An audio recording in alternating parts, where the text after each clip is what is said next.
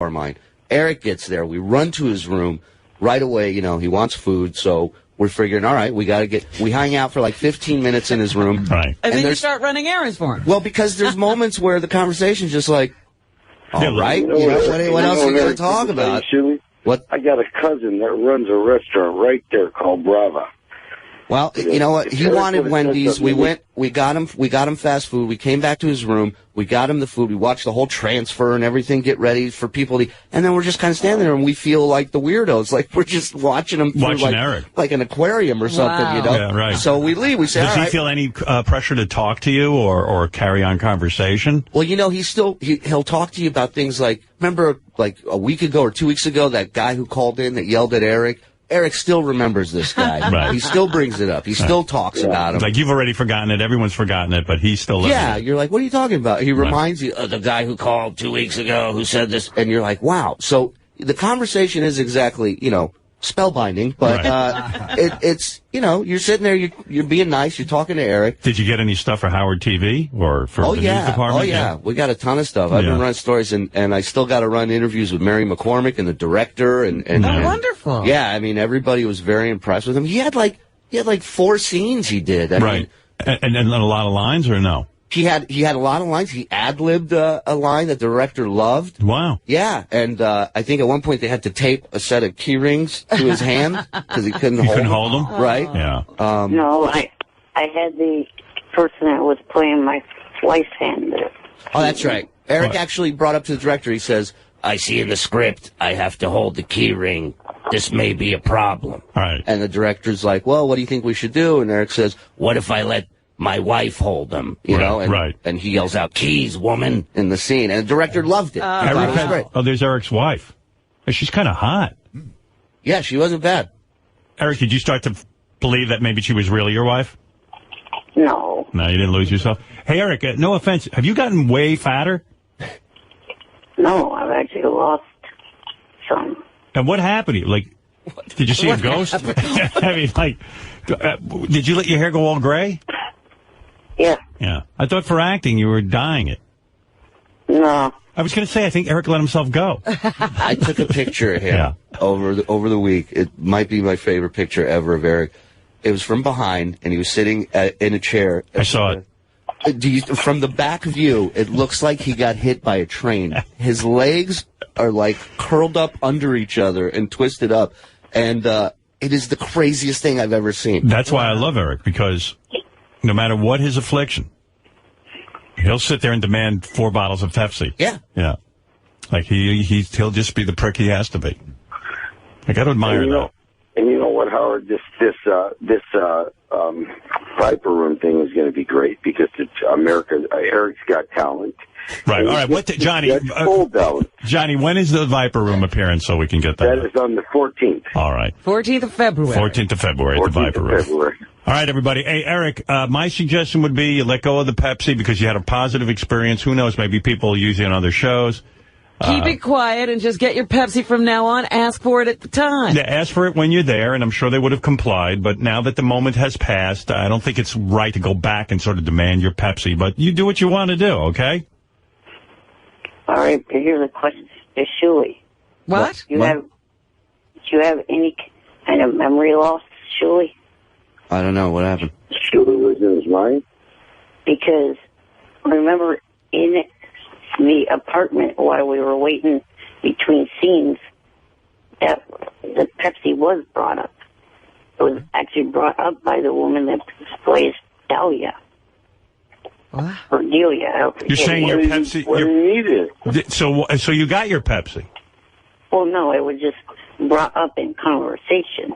Who's Delia? Delia was one of the co-stars of Eric on the show. Yeah, but Delia... Why would she bring up your Pepsi? Well, she was making conversation about the emails that Eric had written, and she was excited that Eric was there. The actress doesn't get your Pepsi. Jan could have walked over to the craft services and grabbed bottles of Pepsi. I mean, there's everything you want at these shoots. Right. They provide you with more than just Pepsi. That's what I'm saying. Well, as far as I could tell, all the craft services had, because Jan went over there, it was Coke products. This guy, Jan. We go to Wendy's and get him food. They don't have the burger Jan wanted. So I call him back. They want to close this restaurant, this fast food place. And I said, hey, they don't have your burger. I said, they don't have your burger. What do you want? What do you want as a replacement? And Eric goes, well, Jan really doesn't know what Wendy's has on the menu. I said, it's the same as McDonald's. It's just Wendy's. Right. And he says, do they have any specials? Oh, God. Like, the lobster bisque is to die for. Yeah. All right, Eric, this is crazy to me, but listen. But he did a great job, Harry. He really did. All right, Eric. Eric. Out the park. Well, I'm proud of you. I'm glad I was able to line that up for you. No thank you required.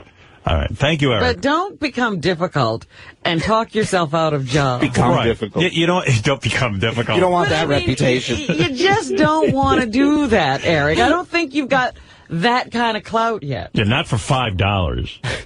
Keith, do you agree Eric should not blow his goodwill over a $5 order of Pepsi? Hello? Yes, Keith.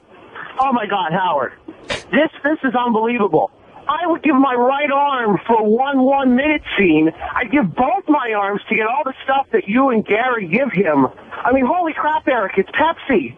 Who cares? It's a freaking drink that chews up your insides, for God's sake. Yeah, you're probably better off without the Pepsi. They probably saved you. Yeah. They're probably worried about your health. I mean, it's unbelievable. Robin, you want to be nicer to him? These are all things. If you people don't get into heaven, if there's a heaven, if you don't get in, nobody's getting in. Holy cow, Jesus. Yes, Andrew, go ahead. You're on the air. Okay, Eric, did you ever think for a second that maybe the agreement on the whole Pepsi thing is catering? Because, my kids, they used to be in commercials, not anything like how big you are in, but I remember because a parent has to go with the child, and I hung out by the catering truck. I mean, it was like there was soda galore there. Andrew, I got to tell you, I shot a commercial for the Super Bowl on Thursday. They serve a lunch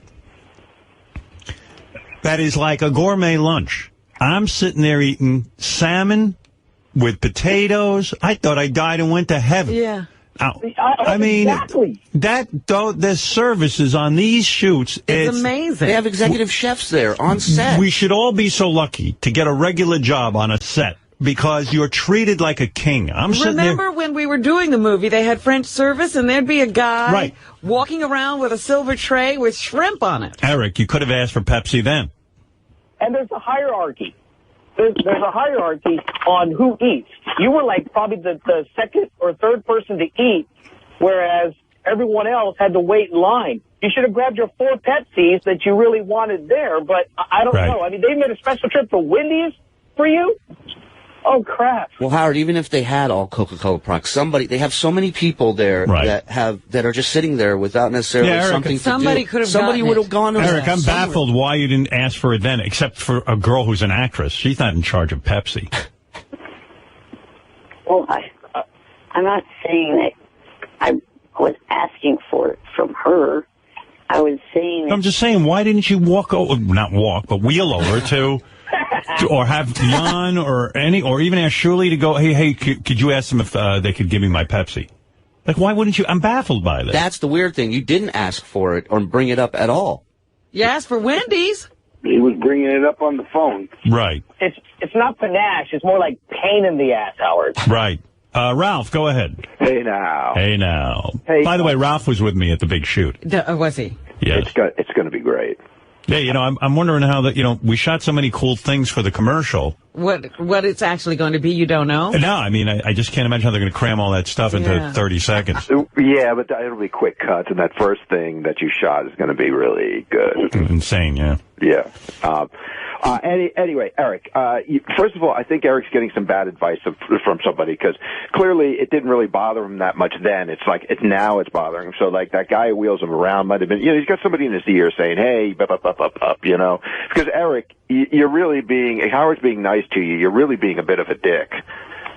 A major dick. I mean, it's a bottle of Pepsi. Well, I'm trying to explain to him that he's ruining all of his goodwill. The guy the producer who finally felt good about Eric. Yeah. Now he's back to feeling about him again. It's shocking. I woke up and I heard that Eric is demanding bottles of Pepsi. He's going to sue over it. He's going to sue over 4 bottles. And he wants these 4 bottles brought to his house for some reason. Eric, if you don't get the Pepsi, will you sue? Well, I have to think about that. Eric, come Small on. claims Don't be a court. fucking idiot. You're being an idiot. You're going to get work on other things. You should know about being fucking an idiot. I do. I do, and this is why I'm telling you. He's had some experience. Yeah, to Eric, here's an idiot telling you you're a idiot. One idiot to another. Listen. The summit. Yeah, I mean, I wouldn't do that. You know, Eric, you're not William Hurt. You're just starting out. William Hurt can't even get 4 bottles of Pepsi. Right. Eric Howard was at a major shoot the other day, and it all revolved around him, and he wasn't demanding anything except for them to start. Yeah, that was it. I mean, he just wanted to work. I wanted to just work. You know how much? They even said to me, they'd serve me my lunch in a private dressing room, and I said, well, what's wrong with eating with the crew? We will run out and get you a sandwich. What do you need, Howard? Anything. And he didn't ask for anything, Eric, and you're asking for 4 bottles of Pepsi 2 weeks later? And no lie, the treatment for Eric was right on par with what you just described. They treated him. They would have done anything. Whatever Eric, he needed. Be grateful how well you were treated. You don't get treated like that when you have 4 lines on a TV show. Has he ever been treated like that? No. You don't get treated like that anywhere in life. His parents don't treat him like that. That's what I'm saying. And he now has demands. What do you say to that? He's missing something. Eric, are we getting through to you at all? I do not know. I do not know. That's like that crystal ball. It remains unclear. Yeah. I hazy giant again. Check back later. I do not know. Well, who does know? Right. Guys would tiptoe into his trailer and Right. His madness because his money went up. What would guys do? Guys would tiptoe into the trailer from the crew. They go, Eric, sir, we're going to have you on the set in about 1 minute. Like, the amount of respect that they gave him, they treated him no different than anybody else. Right. You would have thought he was Jack Nicholson. Right. Right. Right. Right. And I just can't. I mean, this guy, John Strauss, the executive producer, you know how much ball busting he went through and he took for wanting to see this happen? Right. Because he's such a huge fan of the show. And here it was. Eric was on the set, and John, I mean, he could not be happier. He could not be happier. You know what It's got to be a knife in his heart now. Now Eric's going to ruin it with his 4 bottles of Pepsi. I feel so you know bad. what it is, Howard? Right. You know what it is? It went too well. He's got to ruin it now. Well, in a sense, you're right. Yeah. What I think is happening is it went so well that Eric wants to, in some way, still be involved. And Diminish the experience, maybe. So, maybe it wasn't so great because I don't get that every day. But I think right now this is his way of holding on to John Strauss and still being part of In Plain Sight. He's still sort of wrapped up with them. Yeah, maybe he doesn't want those relationships to end. Right. And this is the only way to keep talking to them. Dear Mr. Strauss, you forgot. like now he's still involved with Mr. Strauss. And he would prefer they not send the Pepsi so he can keep writing letters. Eric, is that sort of what's going on too? That it was so great being there that you just don't want to give up your relationship with Mr. Strauss? I don't know if that's so much the issue. You couldn't be that attached to Pepsi. Howard, could you just please read that lawyer line again? Yeah, sure. Here. I love the whole Johnny thing into the lawyer line. In closing. I didn't tell my manager, Johnny Fratto, about this, as these things can cause him to get very upset and mad and make things get very uncomfortable for people he thinks are screwing me around. Jesus. So best that we work it out among ourselves. Let's try to settle this as fast as we possibly can. ... No reason to get the lawyers involved. 3 exclamation points. Wow. You're right about that. There really is, though. I don't know what's funnier, the lawyer line or the fact that he's saying, don't upset my sleeping agent. Crouching tiger, sleeping agent. Come up with the Pepsi or sleep with the fishes. The choice is yours. Eric is going to be at the More work out of it. Eric's going to be at the Viper Room on February 14th. Go That's see it. Valentine's Day. That is ETA, Eric.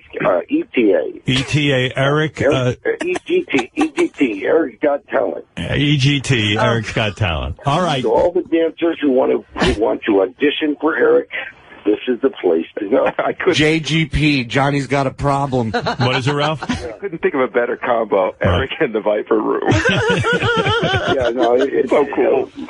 You know what? It's gonna get real weird.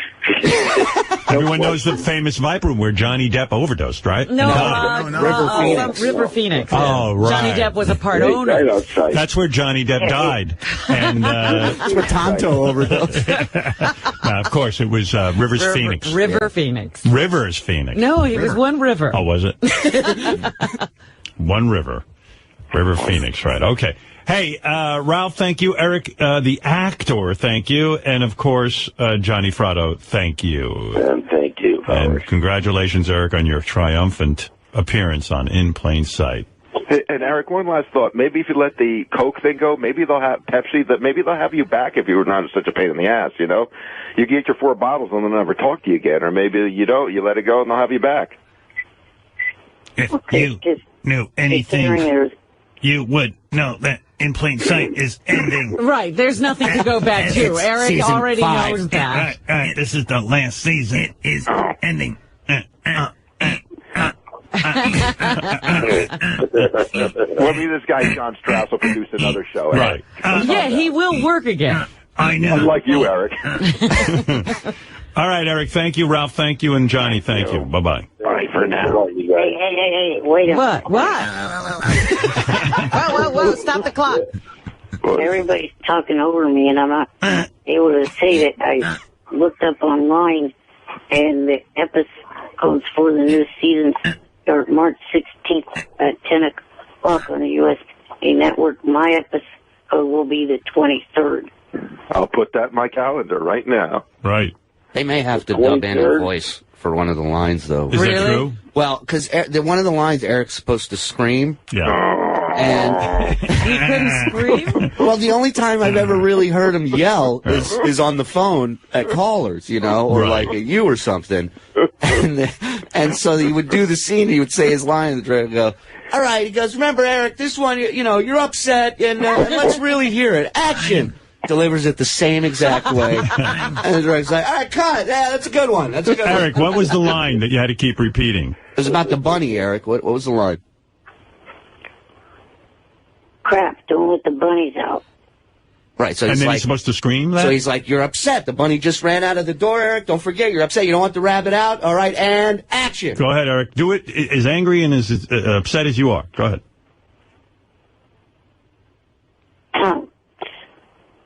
Crap, don't let the bunnies out. Oh, boy. No, that's the bunny's out. Howard, I'm sitting there. So how many times did they have him do that line? I'm sitting there with headphones on, watching it in the monitor, and I'm going, How was that? how the f is this guy up there doing this right now? Like, So the director says to him, okay, now you're angry and you're going to scream. You're Yeah. supposed to scream, crap, don't let the bunnies out! right. Right. Well, the first 5 takes were because they couldn't get the bunny to go out the door. So at one point, you just see the guy flinging a bunny out the door, like there's a flying bunny coming out the door. And then after that, you know, and Eric goes, they always say in Hollywood, don't work with kids or pets. Like he's doing shtick on the set. So the And then like director, another 5 takes they had to do of that scene of him yelling. And I don't Eric, know you what can't they're gonna muster do. up more of a yell? Come on, you really don't want the bunnies out. I told him, imagine the bunny is a caller that hates you on the show. Go ahead, Eric. And action. I'm not going to yell that loud. Yell. You know, I'm the only person in this house awake. Don't worry about it. Prove They that you won't can hear do it. you. They won't hear you. These walls are not fit. Eric, and action. I'm not yelling. Eric, and action. An actor acts, my friend. Go. Right, get them fucking bunnies out of there, motherfucker. You. Johnny, you're pretty good. I can get the bunnies out, believe me. Eric, act like you're emotional talking about that you can't get your Pepsi. And just put it into the bunnies. Say, God, where are my Pepsis? But don't let the bunnies out. Right. All right. People are sleeping. Yeah. People, the walls are thin. Anybody think Eric had thick walls? Don't live in a fortress. I I'm picture surprised he has walls. Yeah, I picture like a paper house. I live in a teepee. And the walls are thin. The walls are probably caving in. Picture like a dollhouse. You've got walls? Walls are thin. Oh, just be like, I can't yell. What do the walls have to do with anything? The walls are he's thin. the only one awake in the house. Jan is sleeping. Powerful lungs. Like he's going to really raise his voice all that That's what I'm saying. Right. I'll give you $100 if you wake somebody up in that house from yelling. Right. You can't seem to yell. And a case of Pepsi. Eric, deliver the line the way the director wanted it. You can do it. All of you know I can yell. No. Well, why didn't you yell on the set? Shirley's saying you couldn't. It wasn't, Eric, if I didn't have headphones on and could hear, from the mics what was being said, I was 10 feet away, maybe 15 feet away, and you couldn't hear you. Maybe Eric didn't want to play the scene too big. He was containing himself. Don't tell me how to act angry. I was yelling inside. Did not want to. You didn't fly me all the way here to tell me how to act. Nobody tells De Niro. Sitting on planes writing awful jokes. This guy's got a trailer with his name on it. And I'm knocking on the front door like a jerk off. Can I come in? I'm not going to yell. I'm internally yelling. Feel my anguish. Don't let the bunnies out. All right, Eric. Eric, you don't want those bunnies out of the house. Don't let the bunny out. Eric, one more time with feeling. Okay. Don't let the bunny out. That was good. Would you like to hear me do it sad? All right, I'll do it a little louder. Don't let the bunny out. Give me a 5, Eric. Give me a 10. Would you like to hear me do it happy? Yeah. Don't let the bunnies out. How about anguish? Do it with anguish. Don't let the bunnies out. More emotion, please. Please, one more. Don't let the bunnies out. You can ask, can't you? We were both looking at each other going. Listen to me, Eric. You love the bunnies so much, and if they get out, they're going to die, and you're freaking out, and now, go ahead now. Go. Don't let the bunnies out. Thank you. Thank you. You're great. Was I on my mark? Now give me my 4 bottles of Pepsi. All right, Eric. Good luck with the Viper Room, Johnny. Thank you, and Ralph, thank you. Good luck with the Pepsi, too. Right. Hey, Howard. Good luck with your lawsuit. Can I get something real quick? Yeah. February 14th, Valentine's Day, the Inside the Mob's Bloody Valentine will be airing on Nat Geo. All right, real good. All right, thanks, Johnny. Wait, I got it now. Go ahead, Eric. Don't let the bunnies out. Well, that was better. Wow, that was fantastic. I saved it for the last. You saved it up. I saved it. I made you wait. All right, thank you. Goodbye. Okay, guys. Goodbye for now. Bye for now. Bye, Eric. Bye. Bye. I plan to call in when Howie's on. Howie Mandel? Is Howie coming in today? Yeah. It's not on my list. Today. On Wednesday. Oh, Wednesday. Okay. Real good. So we'll wait for that. Yeah. Will you say your line for him? I don't know, but I have something in mind to do that morning.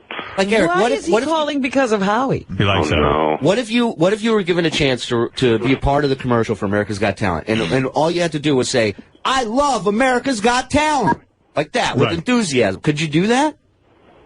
Yeah. Go ahead, do it. All right, let's hear it. Why are you trying to make me wake?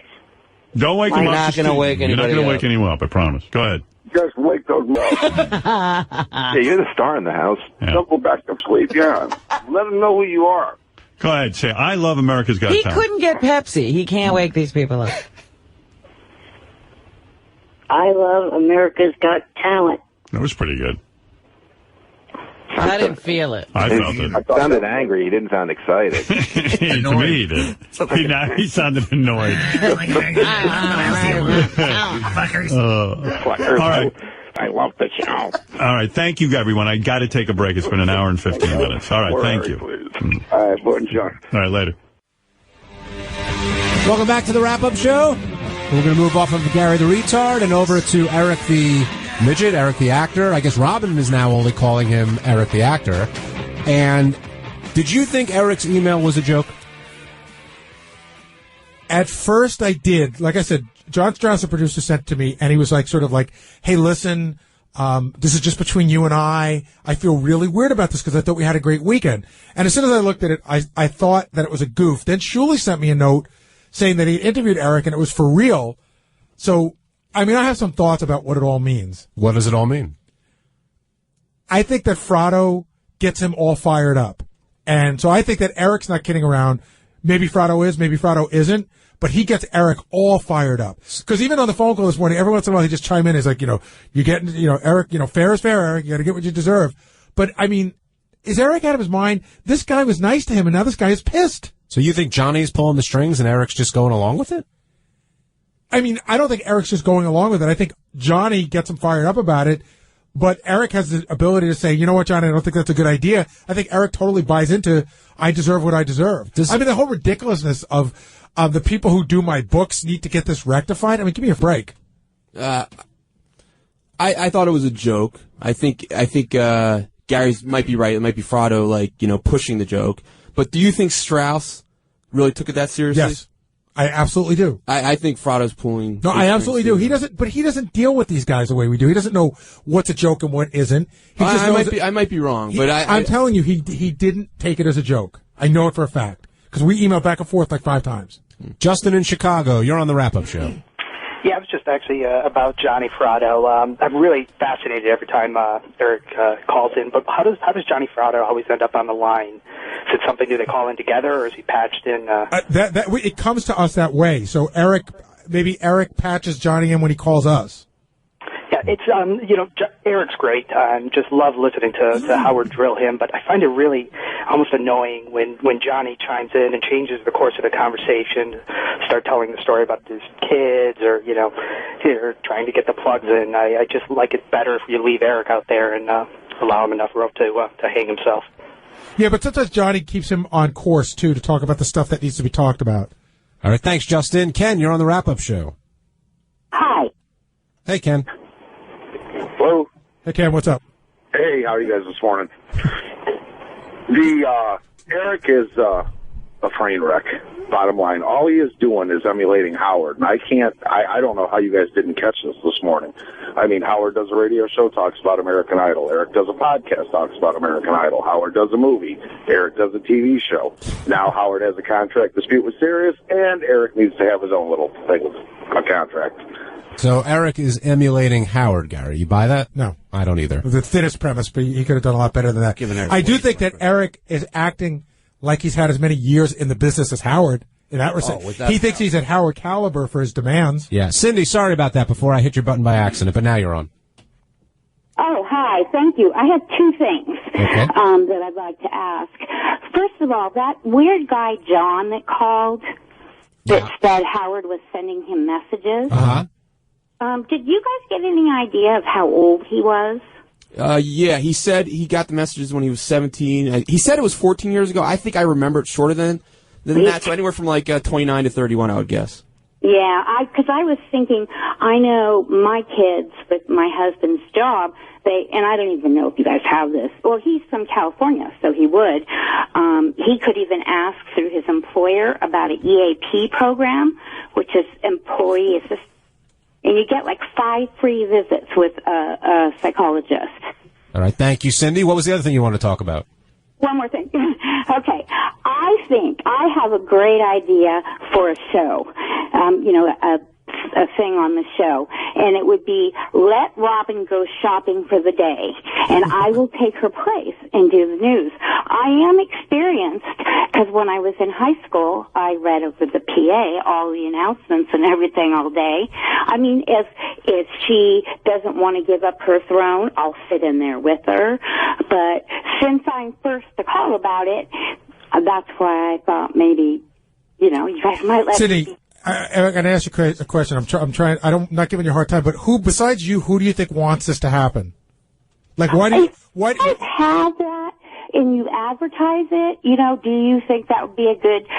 I think there'd be a lot of women. There would be tons of women who would want to do it.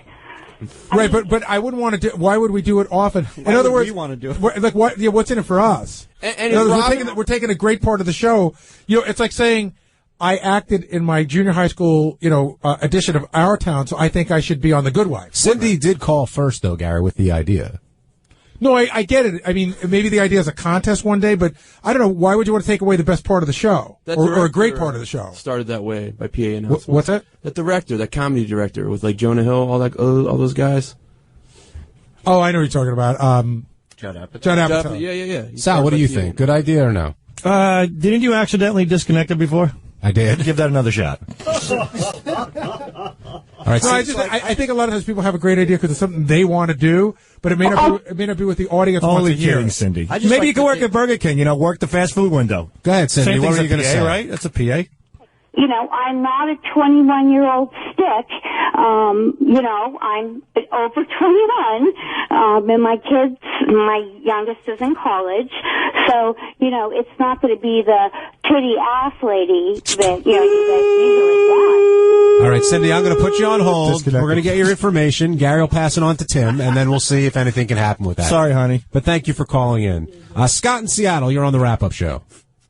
Hey guys, two quick things. If you want to comment, I just want to tell you how great you guys have gotten at hosting the show, and we all noticed how the difference and improvement over the 6 years you've been doing it. Like the last 20 minutes where you just let Sal roll there was just precious, and you can't compliment you guys enough for just sitting back on that. We love what Sal has to say. I'm in trouble. No, not at all. Just when I think I'm speaking perfectly, and God. Why would you be in trouble? I don't know. I mean, like me personally, I'm just going to be hard on myself now. Tomorrow there'll probably be a clip that I had no idea about. You got to get yourself a new yarmulke. Yeah. Moniker.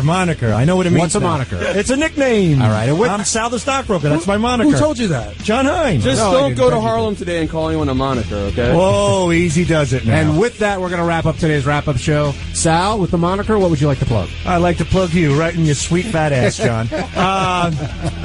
You can check me out at Sal Governale at Twitter.com and buy Richard Christie's new album, richardchristie.com. Gary, I'm good. Tonight, Barry Electric. Go to ElisaJordana.com for information. Also, Little Mikey will be there. Surely.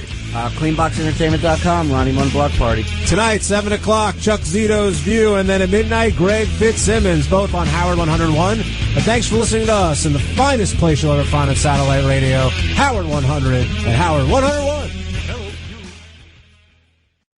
Anyway, let's take a break. When is the Wayne Siegel documentary? Next Thursday, I think. Yeah. That's what it is. I'm going to sit in front of my TV until then. Wait for it. Eric the Midget's on the phone, but he's another guy who gets very insulted when you're not on with him for an hour. Eric the actor. Eric the actor. Okay, Eric. You're on. Good morning. Then I'll take a break. You're on. Thank you. Good morning. And thank you, Robin, for correcting Howard. You're quite welcome. I just wanted to say that you guys have iPhones, right? Yes. Starting this week, I have a new iPhone app. It's a soundboard and wallpaper. Go to www.erictheactorapp.com and you will be able to get the iPhone app for wallpaper and soundboard. Okay. All right, a commercial from Eric the actor. How much does it cost? It's $2.99. Wow. All right. And what do you get? Wallpaper and a what? soundboard. Oh, and it's Eric Sounds? I guess. Yes. And what do you say? Like, give me an example of what I'll hear when I download this. Just to make sure you know this, they're not sound clips from your show, so I did not steal anything, any content from your show. Good. Right, good. They are all recordings done from the JFSC. Okay, and what can we hear? Yeah, for example, annoying widget. like, for example, let's say I have the soundboard and I press one of the buttons. What would I hear? Eric, the annoying motherfucker. What? No, you won't hear that. What you will hear is, trying to remember one of them. Oh. Shut up and let me talk for a minute. Okay. All right, that's a good one. That's one of them. What about Eric is a pleasant guy? Is that on there? No, it's not. I'm club-footed. Is that? That's my favorite. That's a big crowd pleaser. I'm club-footed. You know what? I believe that is actually on there. Great. If I remember correctly. All right. And then I'm club-footed, you asswipe. I'm retarded. Well, it sounds like a lot of fun, Eric. Okay, and we'll look for that on actor. All right. Thank you, Eric. Well, just one more thing. Okay. Just wanted to remind everybody that next Tuesday I will be at the Viper Room, and also March 23rd will be on the USA Network at 10 o'clock will be the episode of In Plain Sight. Okay. Right, and Eric, are you still joining me in San Francisco? Yes, on the 25th. All right. All right, Eric. Good luck with your app. And the Viper Room. All right. Bye-bye. That's Eric. Eric the actor. Yes. Can't wait to get the app. All right. Now I think I got everybody out of the way. Hey, Eric. Eric was there for a whole day, right? Eric stayed for two solid tapings. He was there from, that's the weird thing for me, too. They don't start taping till about 1 o'clock in the afternoon. And it goes till like 9, 10 o'clock at night. Yeah. And like those are the hours I nap. You know what I mean? Like I'm like spent. Like I've been up since 5 in the morning because that's my habit. I get up at 5. So I get up at 5. Your whole day's done by the time they start working. Robin, I sit in my hotel room, like, waiting, and then finally, like, Tony comes to fix my hair, and I'm like, thank God, we're getting closer to taping, and then... That means something's about to happen. Yeah, then she fixes my hair, then I get dressed, then I get over to wherever we're taping, and then they drive me around in a car and interview me for a whole bunch of hours, and by the time you finally get out there, you're like a wilted flower. Eric, did you have a good time? Yeah, I definitely enjoyed being there. It was a lot of fun. Where did they put Eric? Well, for that, I had to move him closer because I didn't know if he was happy where he was. See, here's what happened. Now I'm putting it together. I guess Gary talked to the producers and said, hey, you can give Eric a good seat, but don't put him too close to Howard so he's annoying Howard. But meanwhile, I wanted to interact with Eric more and find out his feelings on different things to see if he agreed or disagreed with me. So they moved Eric away from me, so I had to get up and walk over to him each time. You know, okay, now I have 2 issues with Gary. You know, I thought that the problems between him and I were over. But, of course, he had to be stupid Wednesday and say that I tweeted that I quit the show when I didn't even tweet that at all. Yeah, well, there was Eric the midget imitator on Twitter. That's why Gary got confused. So you could understand that. No, he can't. That's the problem. This is why I dislike him. He can't understand that. He doesn't understand why I don't know his Twitter address forwards and backwards, even though there's a million imitators. He doesn't understand why I don't know his schedule. I know he's very hung up on Twitter because, like, I walked over to him and the people are screaming and yelling. I'm like, hey, there's Eric the actor, blah, blah, blah, blah, blah. And he's like, and I go, what? He goes, and I go, Eric, I can't hear you. Speak up. And he goes, do you follow me on Twitter? And I went, what? I go, no, I don't think so, but I will. And he starts telling me his name on Twitter. Oh, it's not just Eric the actor. No, it's like some it's lowercase, uppercase, uppercase E R lowercase I. Like I'm in the middle of taping a network television show, and Eric's spelling out his Twitter. He left me a voicemail. It's uppercase. I'm probably wrong, and I'll get yelled at. This is why but I think it's uppercase E, then it's lowercase R, but uppercase I, and then lowercase C and 11. No. Eric, now imagine it's like a crowded auditorium. I'm leaning in to hear what Eric has to say, and this is what I hear. Go ahead, Eric. It's Eric the actor 11, and the I in Eric is lowercase. Oh, so everything else is caps? No. Oh. The reason why I say that is there's one imitator that uses a lowercase L in place of the I. Well, that explanation was going on in the middle of the taping. I still don't know what the address is. They're going, Howard, please get back to your desk, your judging desk, because I had to take a pretty good hike to get to Eric. Please get back, and he won't let go of it. He's like, lowercase I, uppercase. And he goes, and there's a guy with an L, and I was like, what the what did I get into? Eric, read the room. Can I ask Eric, but here's the thing. You understand that I clearly made a mistake, that there's a million imitators out there. So instead of leaving me a message saying, hey, Gary, you made a mistake. That wasn't me. It's like, it's over between you and I thought we were good. We're not. You're ape face. Oh. Like, why do you have to be like that? Oh, yeah, should I play that thing he sent you? He sent a voicemail? Oh, yeah. Hold on. Oh, yeah, Actually, this is the second one. The first one was bad quality, so he must have gone to a different phone. That's why it starts with... No, it was the same phone. I was just having problems trying not to cough. You have a lot of problems. Here's Eric mad at Gary. Like, it gets a little boring, but he just calls Gary names. Oh. Okay, let me start over again.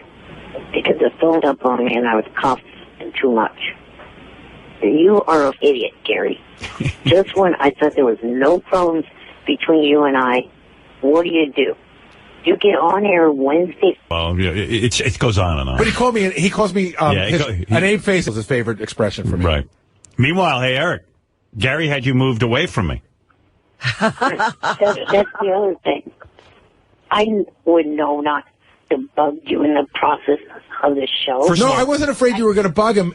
He was afraid you'd freak me out. Eric, it has nothing to do with you. Anybody that Howard knows really well, sometimes when they're in his line of sight, like I remember one time at Saturday Night Live, there was somebody put in the front row, and that's all I could focus on. So I just wanted you to have a great seat, Eric, but to not remember what's his name with his line of sight, the guy who plays Batman? Oh, yeah.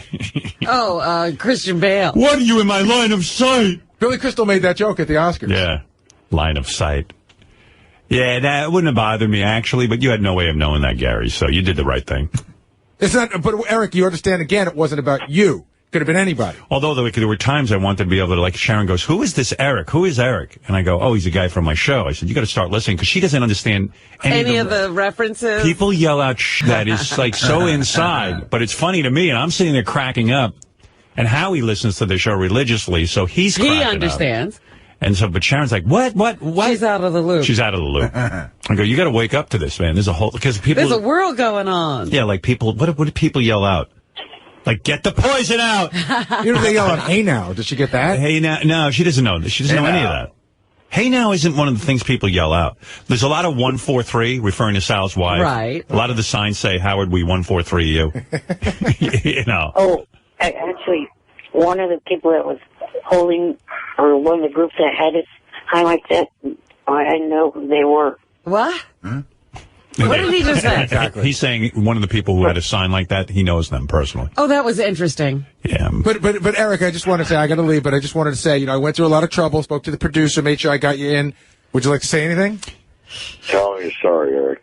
Oh, Johnny's on the phone. Yeah, Johnny's on the phone. Hey, you know what, Jason, now the guy who produces this show, like, he's in charge of our area, the 3 judges, and bringing in all the talent. The guy's name is Jason Raff. There's all different kinds of producers, because there's 3 different things going on in America's Got Talent. There's the whole Nick Cannon thing going on. There's our thing going on out in front of the audience. And then there's another thing going on where wherever we go, there's cameras on us. It's like a reality show. The only time I hide is in my dressing room. And so,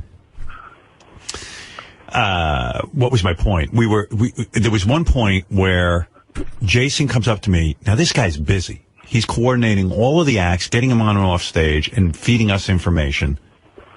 Comes up to me, goes, by the way, I know Eric's here. I took care of him, and I got him a huge bottle of Pepsi. Oh, wow. He got his Pepsi. He got Pepsi. And they were, like, catering to him. Oh, my goodness. Look at you, Eric. You're a little star. Eric, when you drink all that Pepsi, don't you have to pee and stuff? Like what do you have to do? Be wheeled out and stuff? What do you do? Actually, I was careful not to drink that much that night. I actually have the last bottle. They got me 3 of them, and I'm having the last bottle now. Oh. Yeah. He was careful because I got to. Because for he him takes those bottles home. Because for you to pee at that Bill Graham Center or whatever it's called, that's got to be difficult because there's so many people around, and doesn't like Jan have to put you on the toilet? Not only that, the bathrooms I think were either downstairs or upstairs. I think you had to go on the elevator to get to the bathrooms. There were none on the main floor. So what did you do? Did you just hold it? Because he was there the whole day. I was going to say, night. he must have held it in all day. Did you hold it the whole day? Yeah, I was fine.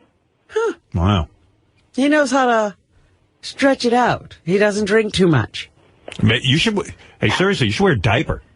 Like what? No, I'm not going to go that far. No. Because it's a hassle for him to go to the... Like, I hate going to the bathroom, and it's not a hassle for me, except for my small dick.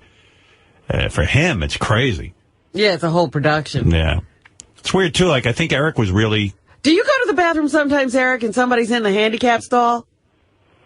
Yeah, that would be me. Do you know I always go in the handicap stall? I love the handicap stall. I'm handicapped. I can't pee in front of people. So I know I'm handicapped. I always wonder if handicapped people finally come in and it's always occupied. I always rationalize it. I go, no handicapped people are here. I mean, what's the odds of someone coming in who's handicapped?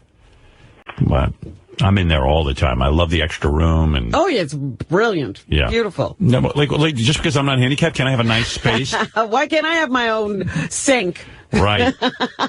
Some handicap stalls even have that, just like you said, Robin, they have their own sink. Yeah. Do you get annoyed when someone like me walks out who's able-bodied? Totally capable. Eric seemed to be, really taken with me, though. He was staring at me. Really? Was he awestruck? I think he was, because I was on TV now. Right, Eric? You were a little bit awestruck when I walked over to you. I was just kind of trying to see what you were doing during the performance, kind of looking at what your reaction to the bad performers were and what your reaction was to the good ones. Did you think I was a good judge? Yeah. Thank you. Oh, yeah. Like I said, I won't go into many details, but I disagreed on you guys passing on the last act of the first session. I'm trying to remember. Just give me a clue who that was. Like, give me a little... They're a group of brothers. Oh, yeah. Yeah, I checked in with Eric a couple of times, and he agreed with me all the time, except for that one, pretty much. Uh-huh.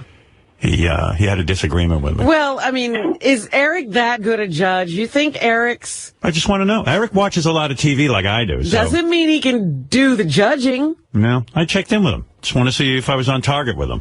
That might be a bad thing. Yeah, I did it. Oh.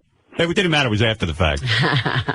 Robin, not only do I watch a lot of TV, but I also listen to a lot of music, and because of that, I can tell good singing from bad, and those brothers, they weren't perfect, but at the same time, I don't think they were bad enough where they should have been sent home. Yeah, but I mean, if they're not that good, why send them to Vegas only to be eventually sent home? Some people who aren't great. Well, I can answer that one, Eric. Some people who aren't great, you see some promise in them, and Vegas is an opportunity for them to get a second shot. And you think, maybe there's something there, and if you give them a pep talk and say, listen, this is what I do. I go, why don't you go home and cram like you're cramming for an exam and come up, because you're not bad. You're just not great. We are looking for great, but a lot of people are not great. But you can see they've got something. They're likable, or they got some kind of talent. So some people you kind of... I call it like giving a long shot, like a seed money kind of thing. Like you kind of, I go, you're a long shot. Maybe you could develop into something. Yeah, I said to one guy, I like reading the newspaper. They go, this guy's 15 to 1. I go, you're like 1,000,000 to 1. And I said, but I'm going to let you go through. Because who knows? 1,000,000 to 1. He's 1,000,000 to 1. Because, I think back in my own career, I go, man, I really sucked on the radio. But, if somebody had given me a chance like that to go on in front of 1,000,000 people and win $1 million, maybe I could have rallied. So sometimes I do that. Not a lot, but sometimes I see something. So what was the deal with these brothers? You just didn't think they had it? Yeah, I don't really... you know how many acts I've seen? I don't even remember most of them, but there's a couple that stand out. The brothers don't stand out in my mind, which means I probably made the right choice. Okay. Yeah, they were 4 Asian brothers that hang... Oh, a cappella? No, not a cappella. One of them had a guitar. Right. You see, they're not memorable to me, so I probably made the right move. By the way, Eric, I'm a better judge than Howie and Sharon, right? Oh, since I'm talking to you, I'll go with that. That's our Eric. Well, hey, all right. That's okay. That's our Eric. They didn't get you in. Howard, you should have seen Eric judging, by the way, at the Viper Room when he judged the karaoke pole dancing contest. Yeah, I saw some video of that, Johnny.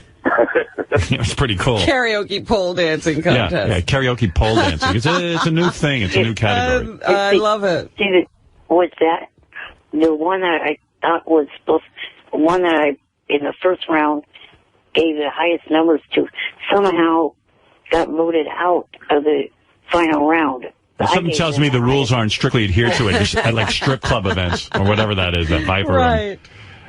Yeah, but anyway, it was good to see Eric. I actually enjoyed. I'm glad you got to spend some time. You didn't do dinner, but some other time. No, I didn't have any time for dinner. I didn't do dinner with anyone. There was one night after the first night of taping that at the hotel, I walked in. Howie was sitting in the lobby. Howie doesn't apparently sleep, so he just sits in the lobby and watches people. Oh. And so he said, hey, you want to get a drink? And I said, I don't drink when I'm working, so I just had like a club soda.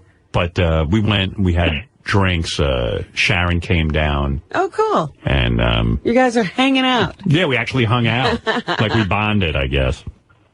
And it was kind of nice because we work, like, we're really together like a lot. Yeah. Well, from 1 to 9. Yeah, and Howie's been very supportive. What has happened with lunch? What goes on there? Or dinner, or whatever it is. Oh, my God.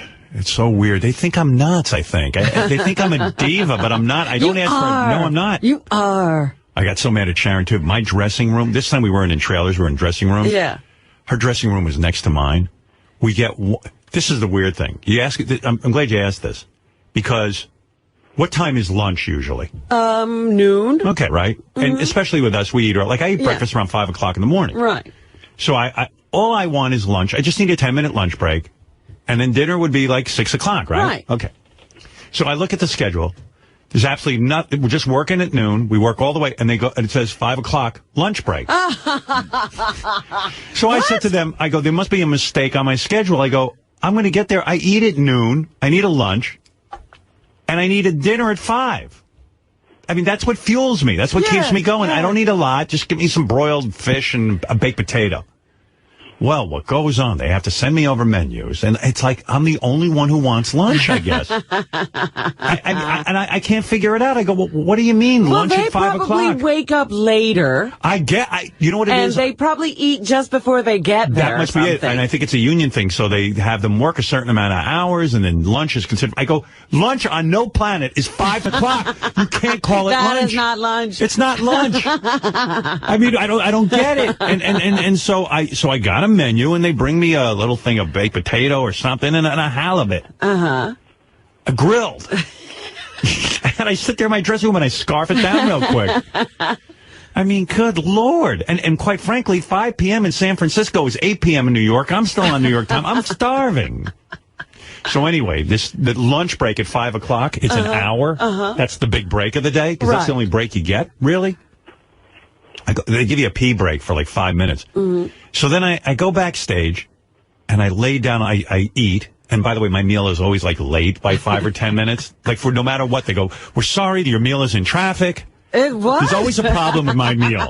Like my meal is like, and I go, oh, and I said to Tony, I go, Tony who does the hair, I go, oh my God. I mean, like this whole thing with my dinner can't it just appear? Why is it always, it's in traffic, it's not here. And then I'm like, gee, is my lunch here? The only reason is I want to eat the dinner or lunch real quick so I can lay down. Right. Not that I'm going to fall asleep, but I do transcendental meditation and it relaxes me, and that's it.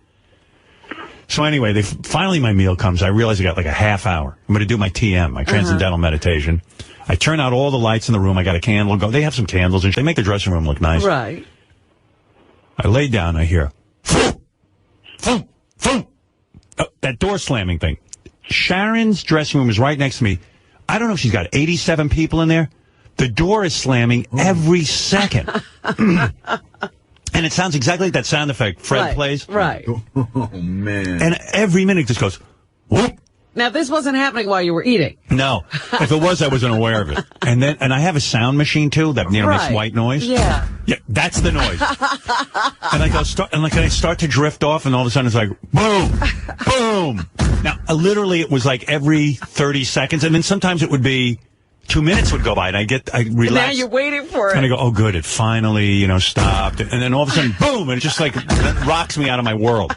And then I'm like, well, I'm going to get up and say something to Sharon, but then I'm going to look like a big jerk, and like everyone's going to look at me, like, hey, what fun is he? What's he doing in there? Like, I don't allow anyone in my dressing room. I take the hour to myself. Sharon must have like 50 people coming in and out there. So I said something to Sharon afterwards. I said, Jesus Christ, what's with the door? She goes, oh, I'm so sorry. Was my door opening? And she wasn't even aware of it. I said, what do you got in there? An army? Don't you want some time to yourself? I get aggravated. Right.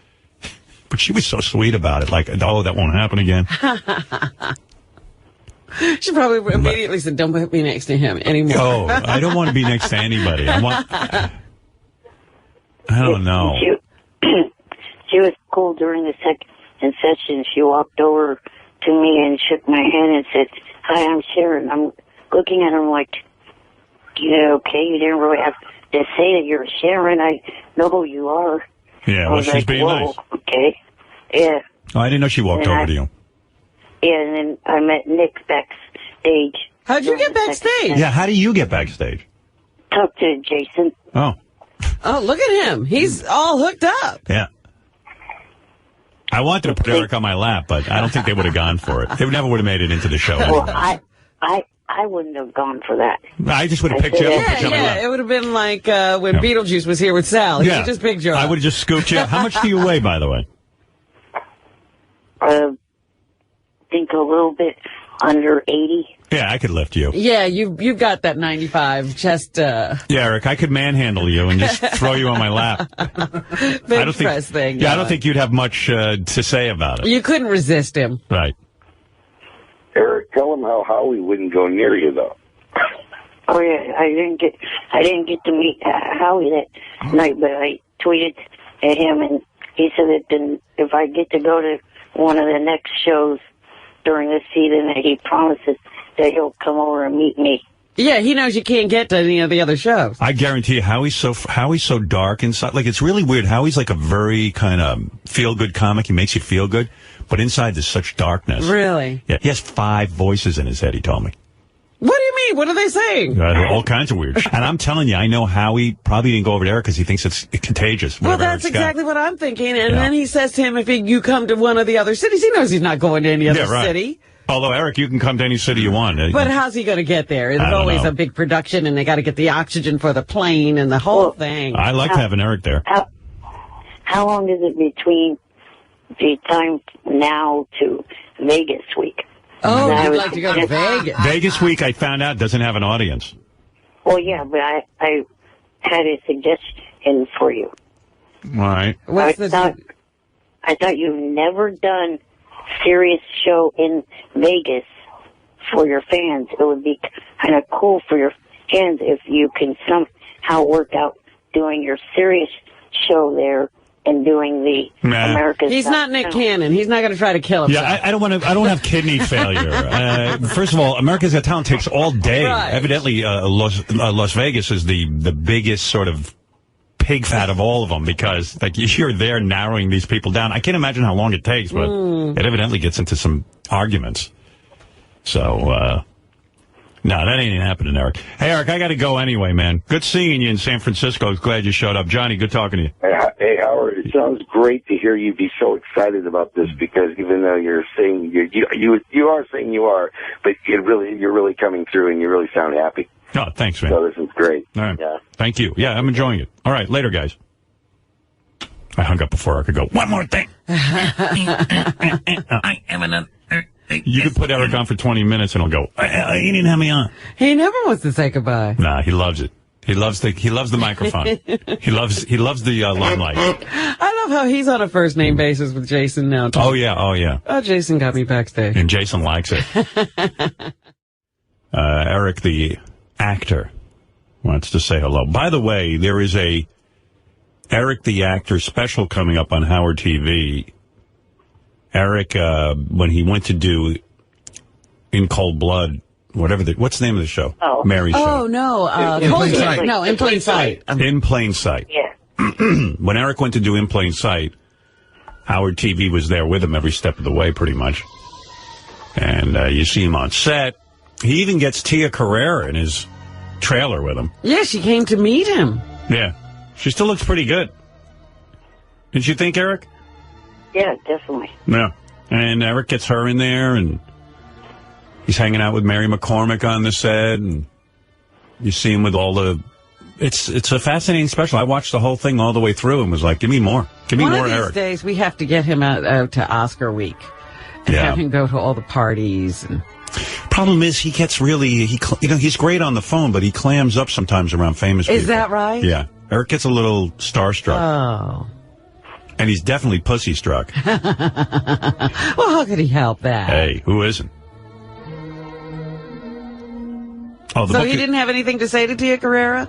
Is that what you're saying? You froze it. You got to watch the special one. She gets there finally, and she's like, "Oh, hi, Eric." And she sees a guy in a wheelchair, and she goes, "Hi, Eric. How are you? It's great to see." She's being extra nice, and he's like, and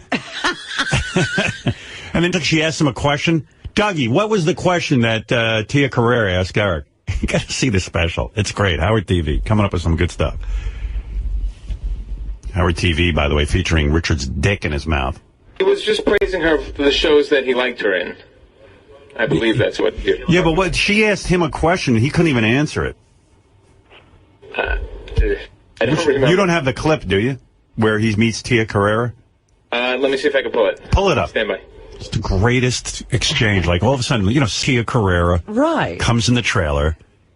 Because Eric said to the producer, "Hey, you think I could meet Tia Carrere?" So he gets his opportunity. Yeah, and she comes in there, and he's like looking at her like he doesn't know who she is. You have Eric, you get a look on your face like, who is this again? It's like the famous story where Don Rickles said to Frank Sinatra, "Please come over to the table. I'm trying to impress my date. Just say hello to me, and she'll think I'm somebody." Yeah. And then, of course, Sinatra comes over, and Rickles says, "Could you get the fat here? Can't you see him on a date?" See, I'm eating. I'm busy. Yeah, Eric's like, "Please get Tia Carrere in here." He finally gets her in, and then he goes like, "Who are you?" That's not right. You look like you don't even know who she is. Like, you don't even want to talk to her, and she's trying like crazy to get some kind of conversation going with you. The only thing I didn't know is the fact that she was part of the current season of Celebrity Apprentice. I don't know. It was a very awkward conversation. It's great. What do you mean the only thing you didn't know? I don't understand that. Well, I knew who she was. Yeah, I know. But you act like you don't. I mean, you just seem very distant. Why don't you admit it, Eric? You get starstruck. Maybe sometime, but I don't believe I did then. Oh, okay. We got the clip, Howard. All right, go ahead. It's funny. Fred's got to put the audio on. You got it, my friend. Yeah, just check this out. To the trailer. Hi. Hey. Hi. I remember you from, Wayne's World and True Lies. I know, 150 years ago. No. Hey, nice to meet you. He's a big fan of yours. They were all set to take him back, but he wanted to wait to say hi to you. Cool. And he's been asking about you all day. Yeah? Because he saw your name on the call sheet. Oh, my goodness. Yes. The tango teacher. Do you have these guys following you around everywhere? Yeah. Just today. Yeah, just today. It was a big day. So you finished working today already? Yep. Oh, cool. Yeah. Got all his scenes and good to go. Nice to meet you. Tia Carrere is definitely... Yeah, all right, yeah, cut it now. Thank God all those other guys were talking. Yeah, I mean, he just stares at her. And is that the funniest thing you've ever saw? You got to see it. She's like, "Oh, hi." And oh, did you finish shooting for the day? He goes, Where was the question I couldn't answer? No, it's just like she's trying to make conversation. She goes, "Oh, did you finish shooting today?" So you should be like, "Yes, the shoot went very well. I enjoyed being around the cast and crew. You made me feel so well." Yeah, I did a scene with Tia Carrere. I mean, I did a scene with Mary McCormick. Something. She comes in and says, "Oh, do these guys follow you around all the time?" And he just stares at her. And in her mind, she's like, "I got to get out of here. Let me leave. Let me leave. Can I leave yet, or is the guy in the wheelchair going to be upset?" Uncomfortable. Yeah. Eric, come on. You got nothing to say. You clammed up. You froze. You froze. And if it wasn't for Shuley being there, kind of filling in the blanks. Yeah, he wrapped up. He did his whole day, Tia. She's there. She's in the trailer. They drag her all the way to your trailer, and then you got nothing. She mentions the camera. She goes, "Yes, I'm being followed by Howard TV." And she goes, "Oh, do you have these guys with you all the time?"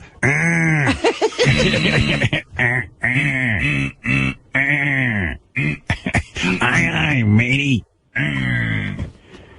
You froze, Eric. It's the greatest special. I don't talk like that. Yeah, you do.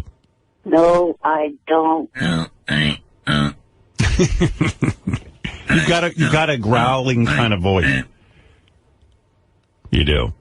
But he's so great on the phone. That's where he's most comfortable. Yes. If we could get Tia Carrere to call him.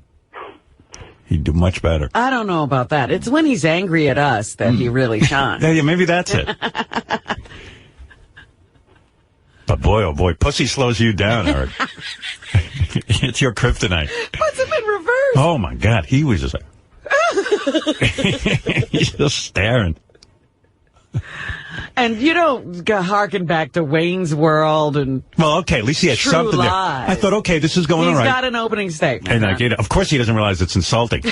I remember you from Wayne's World and True Lies 500 years ago. Actresses, that's like the death knell. Yeah, is that all you remember me from? I did that 50 billion years ago. Yeah, I've done other things. Like what? How about It's So Nice to Meet You? I've been a fan. Well, all right. At least he had some opening line. But then she goes, so how is it on the set today or whatever? You finished shooting? Ask me another question. I'll be all right. Oh, so these guys follow you around all the time? Okay, so you finished shooting for today? Did you enjoy it? How was it? Good. Okay, I gotta get out of here. Yeah. Goodbye, Miss Carrera. It was like you didn't even know who she was. I mean, you were like... He was kind of like that with me at America's Got Talent, but it was hard. But I blamed it on the loud noise in the auditorium. But it was probably just you. Yeah, it probably was. He was even a little starstruck with me.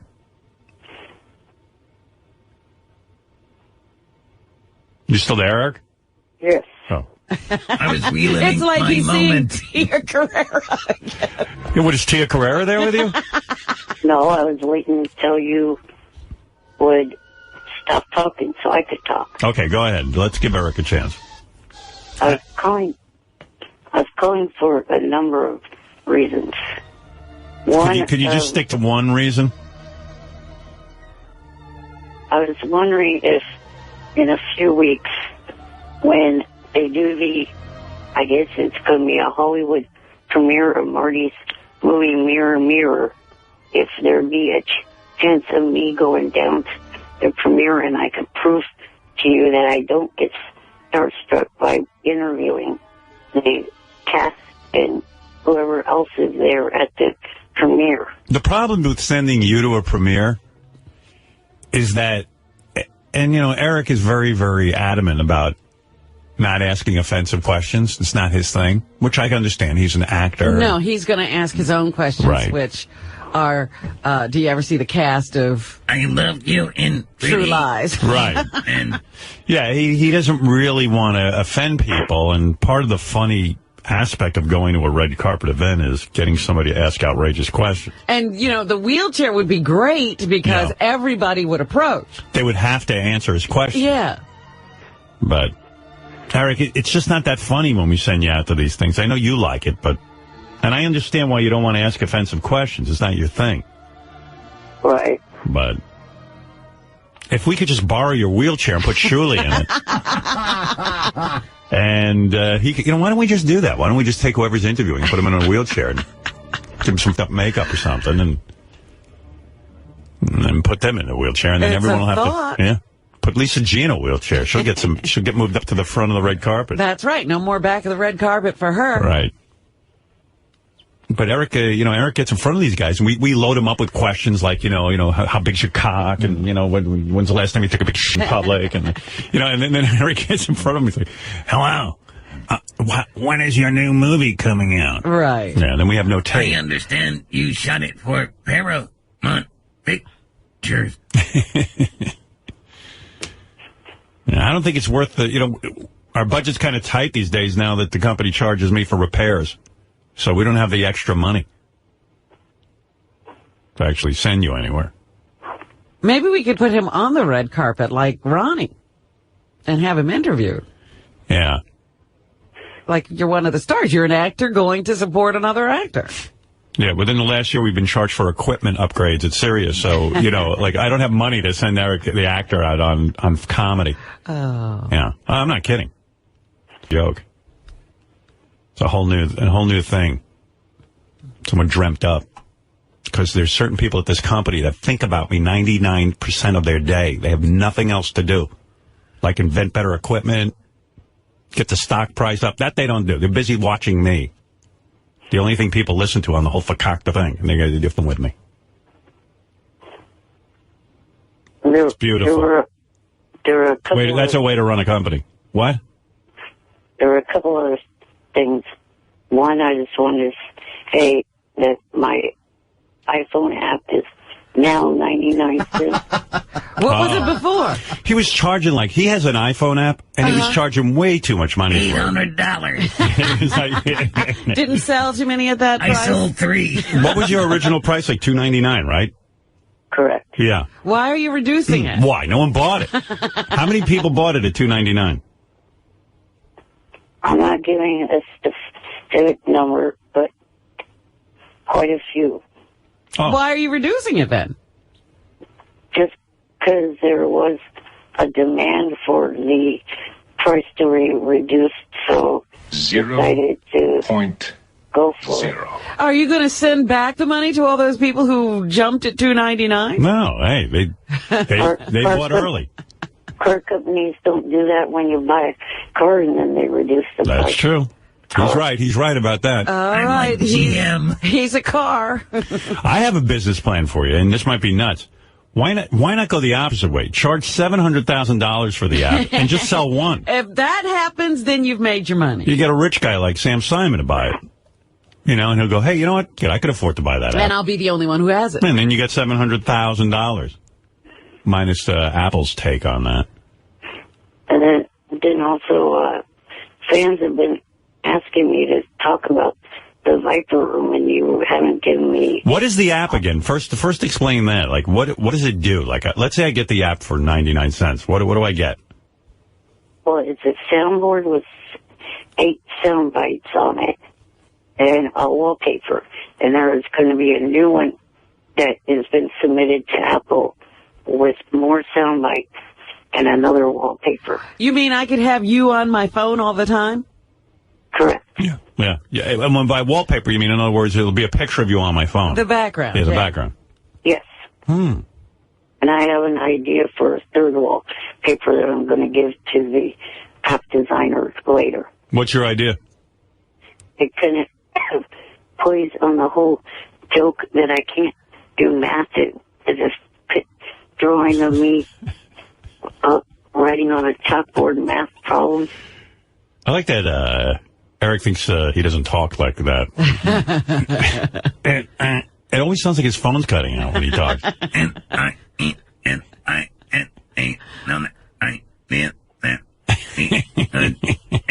That's a pretty good idea, though. Eric's like going to take a picture of himself trying to solve a math problem. Well, not take a picture, have the app designer have someone draw a picture. Oh, it's not going to be you? Wow. It's not even that good. You know what you got to do? You know there's this app where you buy it. It's a drawing of me. There's this app that you buy, and all of a sudden, like, music comes on your phone when you press the button, and, like, this naked guy comes out, and he starts to squeegee the inside of your iPhone clean, like he's squeegeeing your screen, and it's really funny, you know, like Ralph has it. I mean, you know, of course he does. But it's really funny when he shows it to you, because everyone thinks Ralph's gay, and then he's got this naked guy clean. Right. Like, if Eric would just put on a thong and was a guy who comes, like, dancing up, like, at a strip club, and then, like a Chippendales dancer, and then squeegees your you know, does that, he'd sell 10 million of those things. He'd be rich.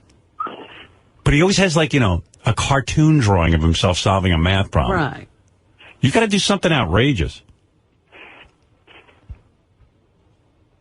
Well, I was thinking of that because of the fact that people think that I'm not in on the jokes and stuff like that. They're kind of show that I am.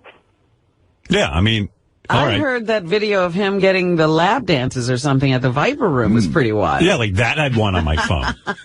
You know, with 2 big titties on his head. Something. You know. If it was an app with Eric the monkey, I mean, you know, something. I mean, 3 boobs, not that. you know, but. Eric and the 2 No, but can you imagine if all of a sudden you turn on and then, like, instead of like a naked Chippendales guy cleaning. It's Eric. It's Eric. Boom. Done. I'd have to have that. 99 cents. 99 Ka-ching. cents. Or Eric dressed up like that, like with a woman's wig on and being that little woman from Poltergeist and screaming out like, you know, step into the light. And like you turn on your phone and he just comes up to you and he goes, all are welcome. All are welcome. Step into the light. Something. You got to do something. You want to sell, I guarantee you his app sold maybe 3. Yeah. No. Did you sell 100?